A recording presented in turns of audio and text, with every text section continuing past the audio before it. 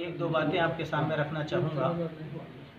सबसे पहली बात तो ये है कि सेक्रेटरीट की जो मसाजिद गिराई गई हैं, ऐसे मालूम होता है कि आने वाले हालात के लिए हमारे मुल्क में एक ट्रायलर चल रहा है कि मुसलमानों के सब्र का इम्तिहान लिया जाए या फिर ये देखा जाए कि इनके जज्बात क्या हो सकते हैं। और हकीकी मानों में इस ट्रायलर में हम खामोश बैठे हुए हैं, तो इसमें हम मुसलमानों का सबसे बड़ा कसूर है, क्योंकि हुकूमत ये समझती है या हुकूमतें ये समझती हैं कि मुसलमान नुमाइंदे वही हैं जो ऐवानों में हैं।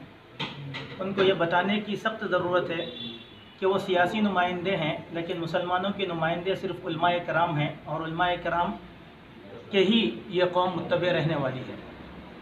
और हमारे उलमाए कराम को भी यहाँ पर ये बात सोचने की ज़रूरत है कि हम चंद ऐवान असम्बली या ऐवान पार्लियामेंट के नुमाइंदों पर पूरी उम्मत को हरगिज़ नहीं छोड़ सकते।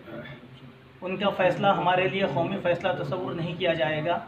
उलमा का जो फ़ैसला होगा वो फ़ैसला हमारे लिए कौमी मसला तस्वुर किया जाएगा। एक लंबे अरसे से हम ये बात मनवाने में नाकाम हो गए हैं कि हकीकी मानों में मुसलमानों के कायदीन कौन हैं, जिसका खुमियाजा हम लोगों को भुगतना पड़ रहा है।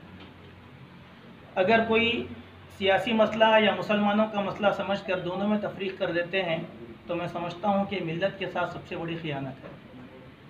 क्योंकि एक शेर आपने बारहा सुना होगा कि जुदा हो दी सियासत से तो रह जाती है चंगेज़ी। हमने सियासत को अपने दामनों से अलग कर लिया, इसीलिए चंगेज़ियत अब बाकी रह गई है।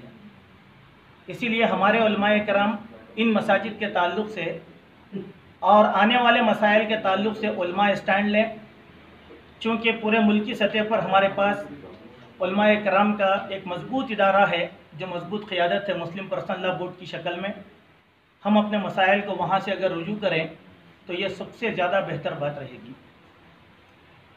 अब ये मस्जिद क्यों गिराई गई, क्या मसाइल थे इसके पीछे, क्या सेक्रेटरीट के लिए ये इबादत गाहें एक निशान बनने वाली थी, इस चीज़ का जायज़ा लेना चाहिए।